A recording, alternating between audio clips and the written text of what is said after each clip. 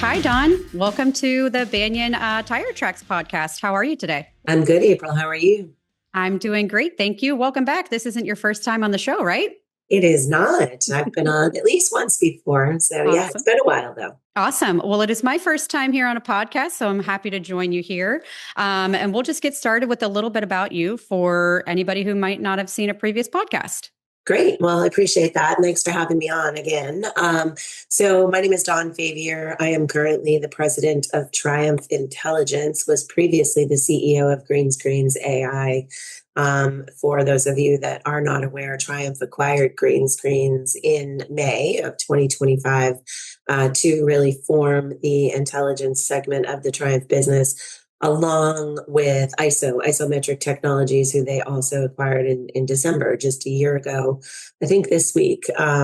So together we have formed the intelligence segment. Just a little bit about my background. I was at Green Screens from the beginning as the chief product officer and CEO, eventually just really slid more into the CEO.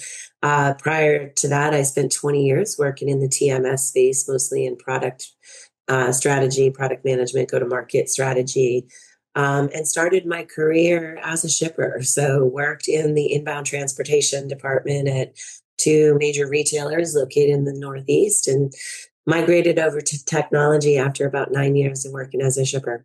That's awesome. So we talked about your background a little bit. So what, as a shipper, right?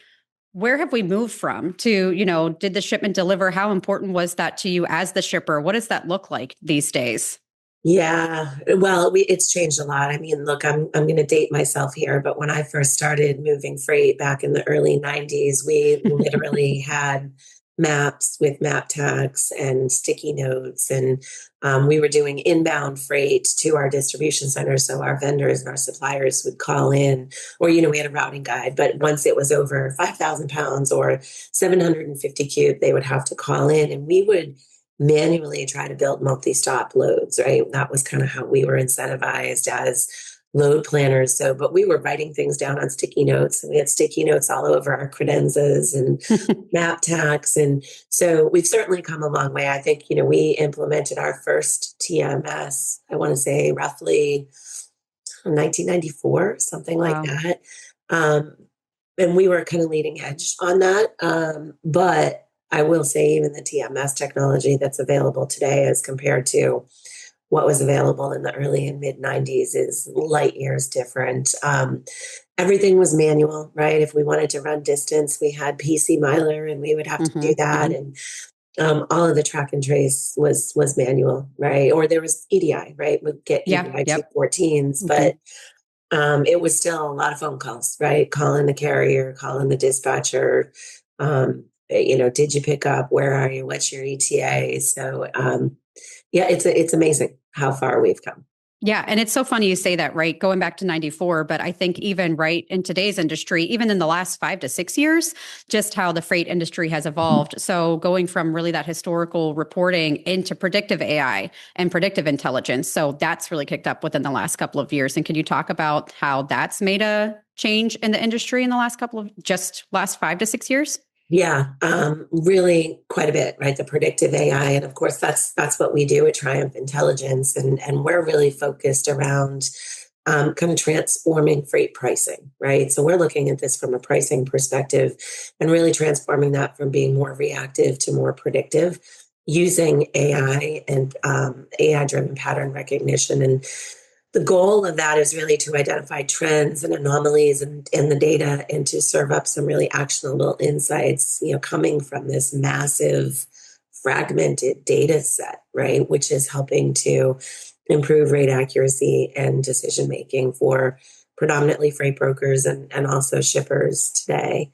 But there's so many other ways that predictive AI is being used. I mean, think about even in the track and trace world, right? hmm So being able to do more, if you get that late ETA message in, being able to kind of predict forward, okay, what's the impact of that? Or to be able to kind of identify risk of service failures hmm even before they've happened, using that big data and ML to do that.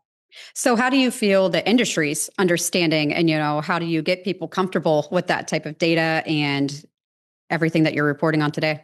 Yeah, look, I mean, I think this type of predictive AI, machine learning, predictive AI, over the past couple of years has become more broadly adopted and more accepted. Certainly when we started green screens in 2020, it was so novel. Nobody was doing it. Nobody Mm-hmm. really understood it. So a lot of what we had to do is education, right? And why is this better than some of the more historical ways that folks had figured out market rate intelligence, right? Mm-hmm. Which has generally been more backwards looking in nature, right? And looking at median rates going back 3 days, 7 days, 10 days, whatever the case may be. And then I think the other hesitation, again, going back 5 or 6 years ago, was people's hesitance to give their data, right? And data Right. is so critical to AI and machine learning.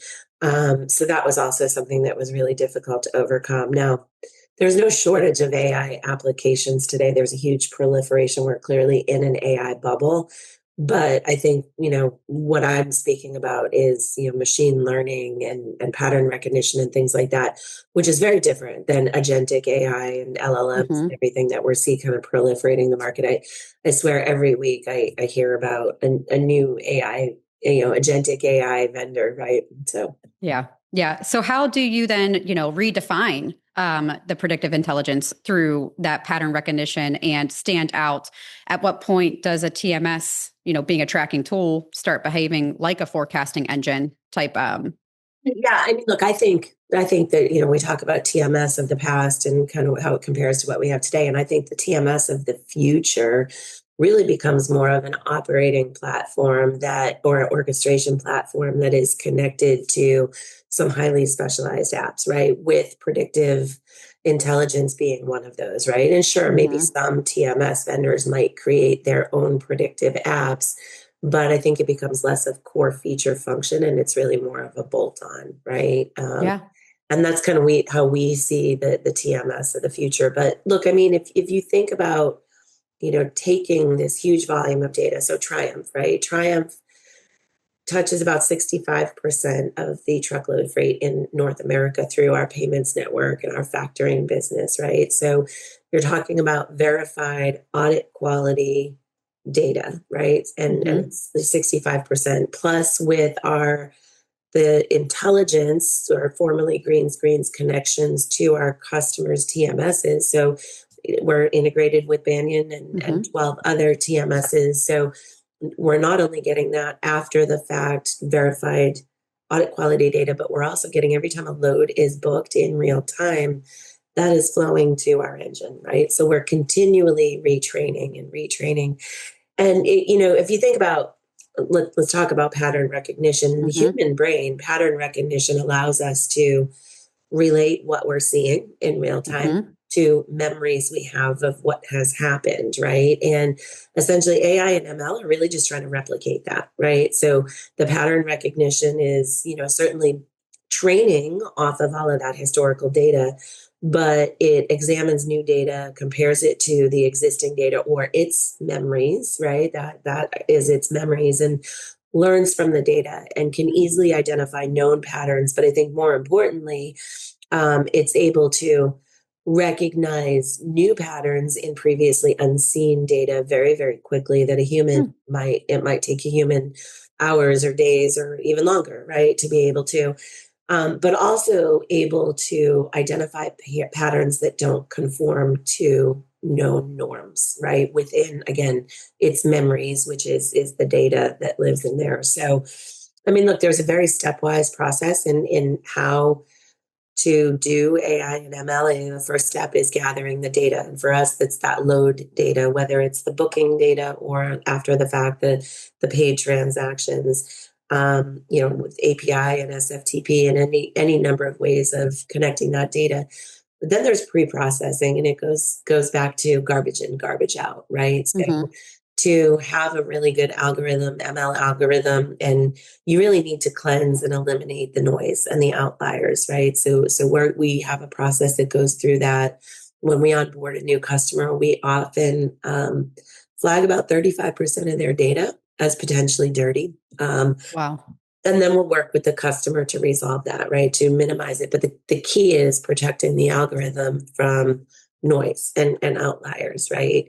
And then once we've done that, then it goes into the analysis phase. So through the algorithm, searching for informative features and patterns. So features, if you think about a load, all of these different attributes are called a feature, right? And some of them are explicit: mode, equipment type, origin and destination, right? Those are all explicit, but then there's also some derived features. So transit time, day of week, lead time, right? All of these things that can be derived from other features that are kind of also considered as the algorithm's going through it. And then it goes through clustering and classifying.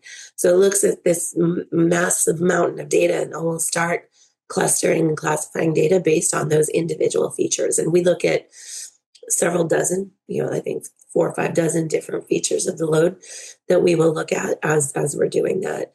And then finally, it's understanding, okay, I've classified, I've identified these patterns.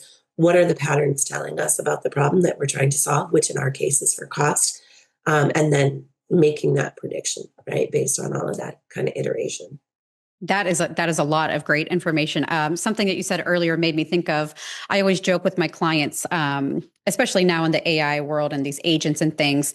Anytime I have like a tickle in my brain, I'm like, well, what could that be reminding me of, right? In this scenario that I'm thinking of. But those are some of those early signals, right? That AI is going to catch that way faster, or the predictive learning, than I am ever going to remember. And I might know a month from now, or if I see it again, like, oh, that's why that was tickling the back of my brain type thing. Yeah, it's going to learn it much faster than we ever do. Right. So I think you talked about, right, understanding the anatomy and some of those early signals. But what are some of those real triggers or the micro signals that might be jumping out to, that intelligence that we might miss as a person? Yeah, I mean, look, I think there's look, one of my favorite anecdotes is we had a customer that they were still in their implementation phase, but they pretty much owned a lane out of, somewhere in suburban Iowa, right? A manufacturing facility somewhere out there. They knew the lane, they ran it all the time, but during, they ran a rate through our system, and the rate came back about $500 more than they knew the rate to be from running the business. So as they should, they called us and they said, we got an issue. They opened a Mm-hmm. ticket with us and we said, okay, we'll look into it. And really, before we even had the chance to dive into it, they called us and they said, never mind. The shipper doubled production at that facility this week and Wow. didn't tell us. So, all of the capacity that would normally service that market has been absorbed or consumed. And now we're bringing capacity in from other markets. That $500 more expensive rate was actually accurate because we were deadheading equipment in from another market to serve that market. So the algorithm was actually able to pick up on it before the humans even knew, right? That's What amazing. was Yeah. happening. And it was because of that real-time nature of the data, right? So it can see, oh, suddenly there's a lot more volume moving here, which is going to impact supply and demand balance, Sure. which is going to drive the rates off. So, and look, I think somebody who has been doing the job of a freight broker for 10 years, 15 years, 20 years, they have a lot of tribal knowledge, right? And they may have a lot of this stuff stored in their head. Like they know that a load that's picking up on a Friday and going 700 miles but can't deliver until a Tuesday, they're going to pay a lot for that, right? Or, Mm-hmm. a 400-mile movement picking up on a Friday, they can't deliver till Monday. So they know some of these things instinctively, but those are, think about a new rep who hasn't been at the job for 10 or 15 years, doesn't have that tribal knowledge. What are they going to do? They're going to go to a more experienced person, but the machine learning doesn't need to do that, right? The machine learning will find those patterns in the data and be able to predict it. And again, where we've seen it be really powerful is in unseen data. So if you are somebody who has to move freight on a lane you've never moved before, right? You don't have a carrier history there. You don't really know the markets. We're able to also use, we call it a similarity model, um, where we can look at both adjacent and non-adjacent lanes or markets that behave similarly, in order to be able to always predict a rate, even if it's on unseen data, right? Something we've never seen before. That's amazing. I think about some clients, right, that I've worked with in the past who are seeing, high cost area charges that they hadn't seen before, especially around seasonal changes, even like protecting from freeze. So calls out a lot of like accessorial type data that, we might see in the day to day on the front end side of things. Excuse me. Yeah, well, so today with our product, we are really only predicting line haul and fuel, right? Because there is so much variability in accessorial charges. So we're really only predicting line haul and fuel. However, there are characteristics about certain shippers. And so we will predict to the 5-digit zip code. So if historically the data tells us that there is a shipper located in that 5-digit zip code that has bad behaviors, or the product that they're shipping, the commodities that they're shipping are difficult to handle, or hazmat, or need special licenses and things like that. So a lot of that stuff gets inferred from the data itself, again, based on what is the specific zip code, who is the shipper, what commodities are being moved, right? That type of thing. Yeah. So it sounds like, that type of behavior, helps sharpen a user's ability to, quote accurately and confidently. Yes. Yep. Yeah, Beautiful. absolutely. That is our mantra. So transact, quote with confidence, and transact confidently. So yes. Awesome. What would you say, what are some of the biggest misconceptions, that a shipper in 3PL might still have about predictive pricing? Yeah, I think, look, nothing is 100% perfect, right? So we do measure the accuracy. Think about it like playing darts, right? When you're playing darts, you're not going to hit the bullseye every single time, right? And if you're pretty good at it, you're going to hit the rings around outside the bullseye. But it's very rare that you hit the bullseye every single time. And it's the same thing with machine learning and predictive pricing. But we do measure in real time through the application, very transparent with our customers about the accuracy of our prediction. So when we predict a rate, then we can then go back and compare that to what did that load actually then move at, right? What did it get booked at? And measure the accuracy of that. Right now, we're in the single digit margin of error, right? So Wow. on average, across all of our customers, roughly 6.5% margin of error. Some of our larger customers are, 2-3% margin of error, right? But we don't bring a customer live unless our margin of error on prediction is less than 10% always, right? So that's one misconception, is like it's not perfect, right? Okay, well, it's never going to be perfect. I think the other misconception is that more data is better. That's not necessarily true. Now, mind you, we do, as I said, touch 65% of all truckload freight. It's about $74-ish billion of data that we sit on.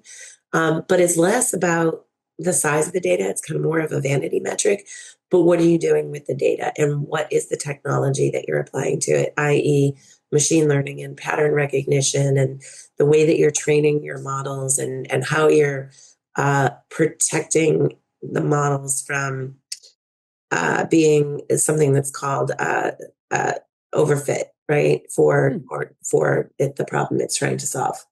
Okay. So how does predictive pricing, how does it help a team avoid margin erosion and underpricing, right? Especially in unpredictable markets. Yeah. So look, I mean, think about this. If you are quoting a customer and you have a margin target of, let's just for easy math, say 10%, right? Hopefully your margins are more than that, but let's say your target is 10%. And you're quoting the customer without a truck in hand. So you don't yet know what you're going to pay, but through your market intelligence, you're presuming you're going to pay $1,000 for that truck. So then you quote your customer $1,100 because you have a 10% margin. But what if your presumption of $1,000 that you're going to pay is wrong by 20% or 15%, and you actually end up paying $1,200 for that truck? But you've already quoted to the customer 1,100, and you've won that business on 1,100. You're either going to lose money, or your customer's going to be really pissed off when you go back to them and say, "Hey, I can't do it for 1,100. I need to charge you 1,300, or whatever the case may be."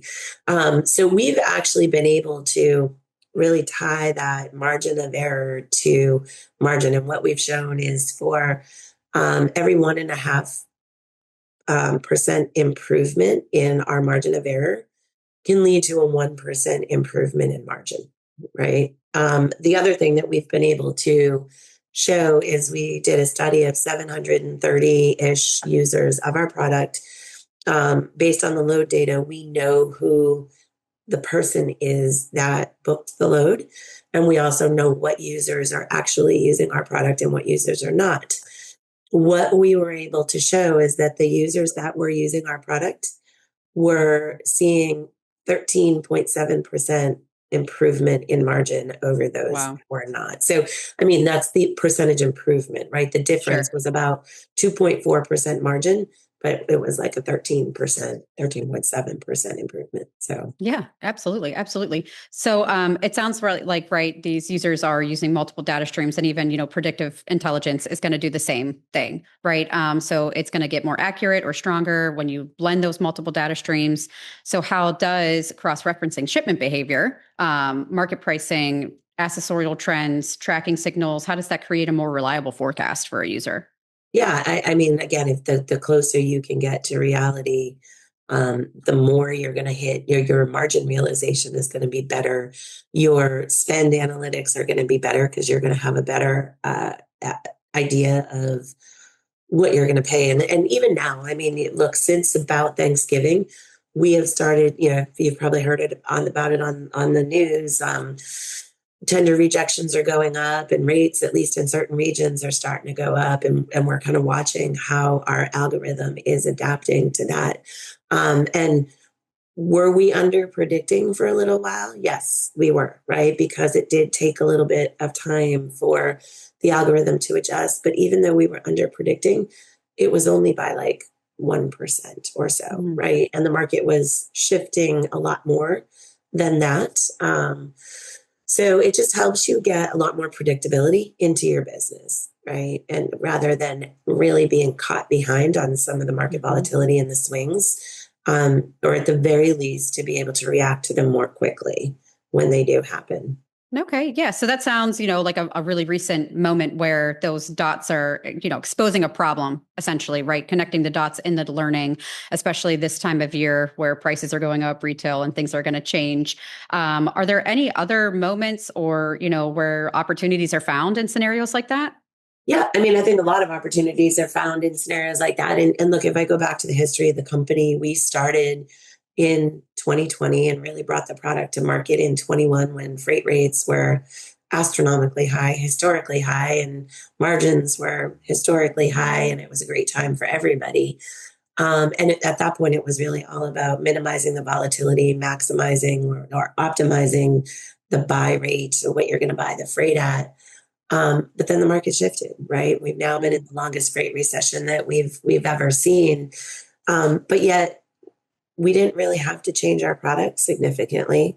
It just became the margin piece of it became more important. But being able to tie that precision of the predicted buy rate to the margin, and that's, it became about margin preservation more so than optimizing that buy because the rates were so low, right? So how Sure. do I improve my win rate, and how do I improve my margin and my volume and all of that? Right, which is a great lead up to my next question. So we talked about a little bit, or well, you've talked about garbage in, garbage out. We hear that a lot in the industry. So how critical then is data cleanliness and normalization, making sure that's clean when you're merging operational data with, pricing and behavior signals?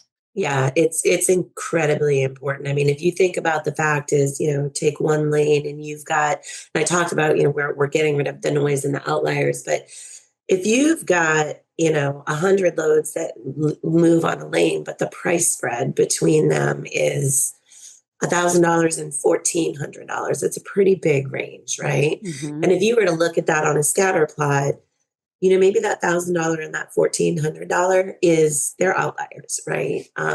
So that's the kind of data that needs to be cleaned. But we also find things like um, just user error, right? So one of the filters that we apply is anything under 5,000 pounds because we're focusing on truckload, right? So anything under 5,000 pounds will automatically flag as potentially dirty, assuming that it's either an LTL or a partial that got misclassified as a truckload.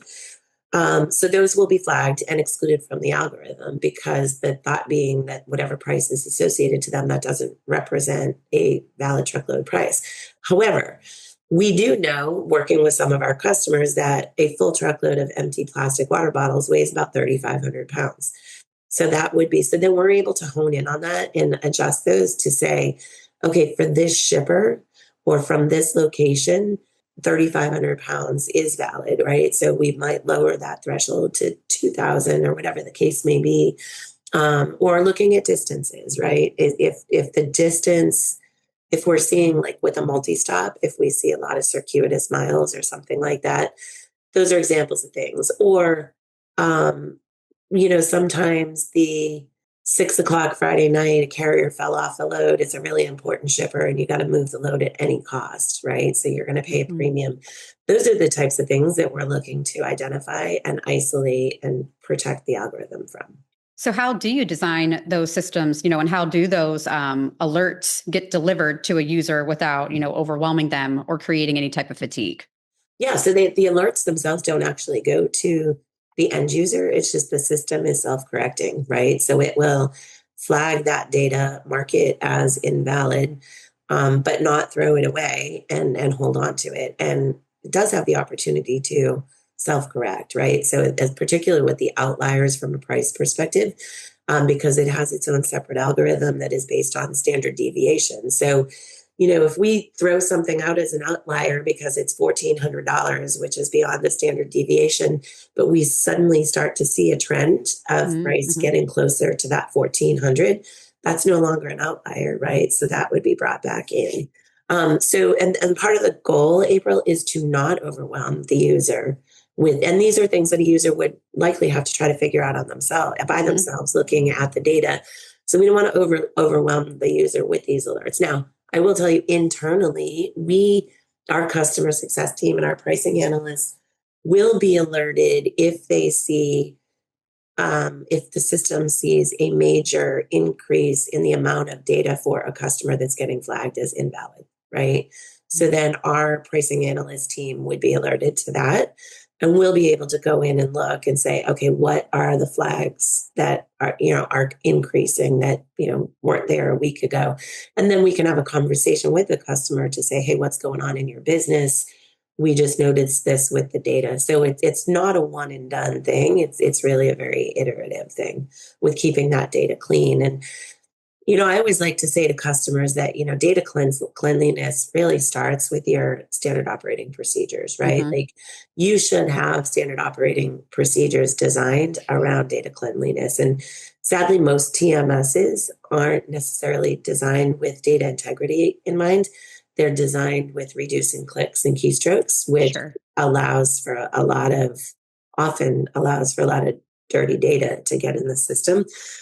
So, how do you establish the training and the standard operating procedures that's going to promote cleaner, better data coming into the system from the onset? But when Yeah. that can't happen, we do have the means to make sure that we are cleaning it and protecting the algorithms from the dirty data. Yeah, that's a great call out. Yeah, it really begins at the front end, right? With the best data that you can put in is, how that's going to learn. Right. So talking about, AI models and maturing, how do you see them blending operational intelligence with pricing intelligence? Yeah, and look, we're already doing that today. So we talked about some of the agentic AI, or some of the other tools that are like email chat, email bots, Mm-hmm. right? Email agents that will sit in your inbox where, either the agentic AI is interpreting the emails or the communication that's coming in, and interrogating that data, and then calling to our AI, which is consuming that request, if you will, generating the AI, the predictive price, and then feeding that back to the agent. We have a lot of customers and partners that we're doing that with that today. So quoting customers, booking carriers, negotiating rates with carriers and customers. Um, yeah, and now we're actually even also bringing performance in. So a broker can see how they perform relative to their peer, as well as how well their carriers are performing on time pickup, on time delivery, bad bounces, all of those types of things, right? So also being able to kind of factored that in as we are interacting with the other agentic AI and workflow tools that are out there. Awesome. Awesome. I'd like to talk next about, some real world applications of pattern recognition. Detention and accessorials are predictable once you spot the patterns. We talked a lot about pattern and, predictive learning. So what does early detection look like in practice? Oh, that's a pretty deep question. What does early detection look like in practice? Well, again, I'll go back to the story that I told about, that manufacturing facility that doubled production, and we were sucking up all the capacity, right? So the sooner that you can, find a new trend, and that's the job of pattern recognition is there a pattern that doesn't conform to the norms, right? And identifying and throwing up a flag on that. And the sooner you're able to recognize those abnormal patterns, the sooner you're able to adjust and not be, again, overpaying, underpaying, losing money, all of those types of things. Talking about some of those signals, right, in the data, right? So fraud risk, suspicious behavior, how often are those types of things hiding in plain sight and how are they identified? Oh yeah, absolutely. They are offering, and there are some great tools out there around fraud protection that able to catch it before a human can even identify it. It's pretty incredible, some of the fraud protection tools that are out there now. That's awesome. That's awesome. How can predictive intelligence help teams quote with higher confidence, avoid rebrokering, right? And protect those margins that you talked about earlier? Yeah, I think it really comes down to, a lot of the things that I said, knowing specifically where you're going to buy, right? So all of our customers see two things. They see their verified buy rate, which is a machine learning model that is trained specifically for them. And they also see the market rate, which is the aggregated anonymized data of everybody in the Triumph network, because not all brokers have the same buying power, right? So the market rate might be $1,000, but broker A may have never moved that lane before, may have no carrier relationships there. So maybe they're going to pay $1,200, right? So that is kind of one of the examples of you're not only going to see what the market is doing, but how your buying power compares to that, right? Some of the other things that we can do, as I mentioned, you can see how you perform relative to your peers on performance metrics so that you know how conservatively or aggressively should you bid, right? If you see that you perform 99 in the 99th percentile of all of your peers on a particular lane, maybe you can be a little bit more aggressive, right, in bidding that lane. Related to performance as well, we can show you not only capacity or carriers within your network, but also capacity or carriers outside of your network and how well they perform through the data as well, right? So protecting you against service failure as well as, earlier on with the price, protecting you against margin compression as well. You talked earlier about, scenarios where a user might be shipping something that they're reacting to a little bit more, right? So hotshot load, getting something out quickly, pricing being higher. So how does predictive intelligence turn reactive freight work into a proactive one? Yeah, again, I think it's just the real-time nature of the data that we're getting, right? It's the real-time bookings. It is the real-time payments, right? So we know right at this moment or today how freight is actually moving. So you're becoming more proactive with that. And just to have a better understanding of what is the market, right? If I need to move this today and be very reactive to it, what is the market? Because what the market was doing last week is not helpful, right? When you need to move something today or at the last moment. And some of the other things, and again, I go back to the kind of less experienced rep. We have negotiation tips that are built into our application too, right? So as somebody is on the phone negotiating with a carrier or with a customer to say, sure, I can help you out, but it's a last minute shipment and I'm going to pay a premium for this. Or negotiating with the carrier, look, man, I know this is last minute, but you're asking me for double what I've ever paid. The most I've ever paid to move this is X, and you're asking me for 2 times that, right? So just arming them with the decision tools to help negotiate and protect them and be more proactive. So what does the future look like for predictive freight intelligence? What's next? Yeah, I think we're going to see more and more of this. As I said, we've just recently started bringing in performance as well as cost, right? So starting to understand the price versus performance trade-off, right? Or cost versus performance trade-off.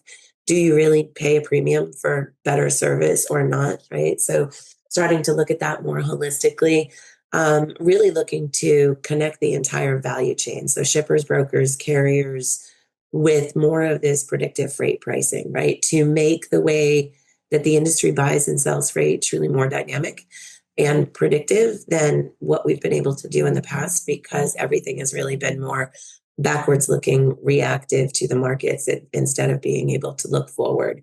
Ideally, I think we have a vision of, hey, wouldn't it be great if we could move towards index linked contracts, right? So that the transactional negotiation between a broker and a shipper doesn't need to exist, right? Where everybody can align to an index that is highly accurate but predictive in nature and really adaptive to what the market is doing, and index off of that on a cost plus basis, right? So but yeah, really, really trying to remake the way the industry buys and sells freight through machine learning and AI.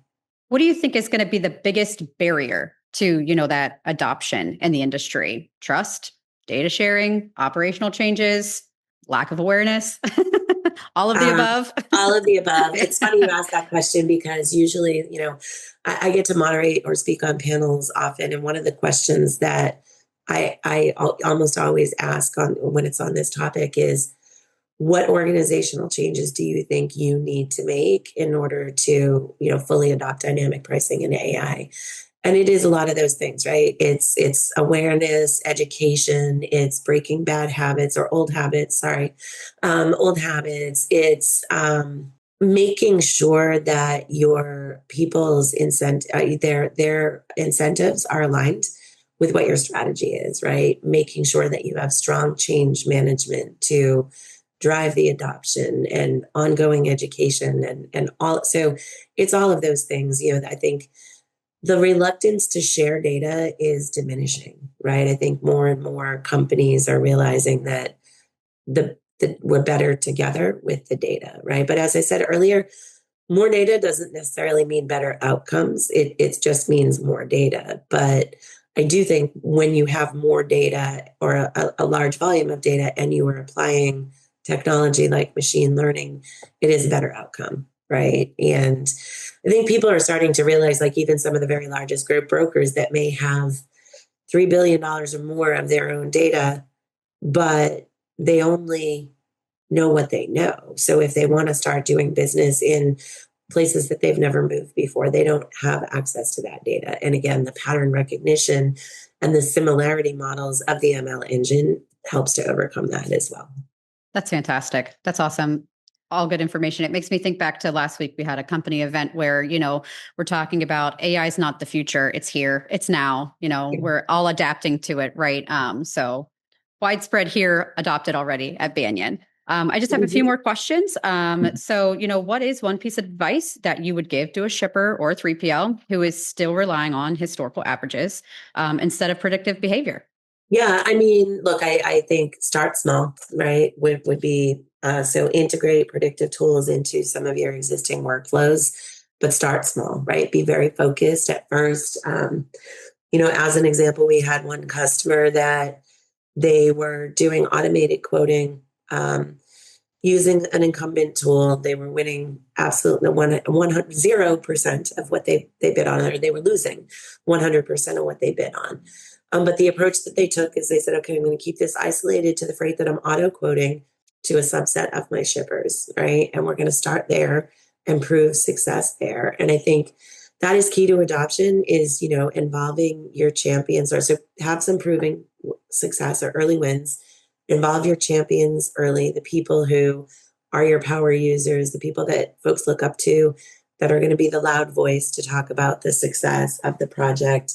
You need to have strong change management. See, I'm stumbling on my words too. Strange management, or no, strong change management, because people aren't just going to change their habits because you told them to, right? Like strong change management. It's going to be necessary with any technology project, but certainly with this one. Yeah, you definitely started to answer, my next question right on. If someone wants to take their first step towards that, whether operational or in pricing, where should they start? And change management is number one, right? Just getting everybody on board. But any other, little tidbits or starting points that you could recommend? Yeah, I mean, look, know what your goal is, right? Know what your desired outcome is. Too often I've seen people implement new technologies just for the sake of implementing new technology without really knowing what the desired outcome is or what, value it's going to provide. And then months down the road saying, well, this was a failure, but when you say why, what were you hoping to achieve? They can't really answer that question, right? So I think it's, change management, being clear on your goals, aligning your goals to your employees and set, like all of those things that I've already said, like alignment, and just be very clear about what the vision is. Yeah, it's more than just going out and downloading, every AI app or whatever you see on the market right now. It's really understanding exactly what you're trying to accomplish with those. I think that's great. That's awesome call out. Exactly. Yep. I have one more question essentially for you. So, we talked about a lot of the predictive intelligence and where it's going and what you're thinking, but, where do you see that evolving over the next 3 to 5 years? We've already seen how it's evolved so quickly in the last even year alone. So what does that look like, do you think? Well, on the predictive AI, I think we're just going to continue to see that grow, right? Solving bigger problems or more integrated problems, if you will. So, as I said, where our vision of connecting the ecosystem of the shipper, carrier, broker, each of them has a slightly different pricing problem, but they're all interconnected and interrelated, right? So, I think we will see that begin happening for sure. I think the AI, the ML models are just going to continue to get stronger, right? Particularly as we get more data consolidation. I think AI in general, we are definitely in an AI bubble, particularly with the agentic AI. I think the bubble is going to have to burst at some point, right? I think there will be some consolidation. But there are a number of really powerful agentic AI tools out there that are really specialized and do a great job at very specific things. And it kind of goes back to my comment earlier about the TMS of the future is more of an orchestration layer with a bunch of bolt-on specialty applications. And I think agentic AI is going to be no exception to that. But I think there needs to be optionality. So I think there will be consolidation. There has to be. But it's, technology, and particularly this type of technology, is not one size fits all, right? So I think there has to be optionality available in the market. That's awesome. I'm excited to see how everything grows over the next couple of years, right? We've already seen a lot of it. I think that's going to be it for all of my questions today. Anything that we didn't touch base on that you'd like to bring up during this call? No, I appreciate you having me on. If anybody would like to learn more about Triumph Intelligence, you can find us on LinkedIn, Triumph Market Insights, or Triumph for Brokers, or on our website, triumph.io. Awesome. All right. Well, thank you so much for your time today, Dawn. We'll talk to you soon. Thank you. All right. Talk soon. Thank you. Bye. Bye.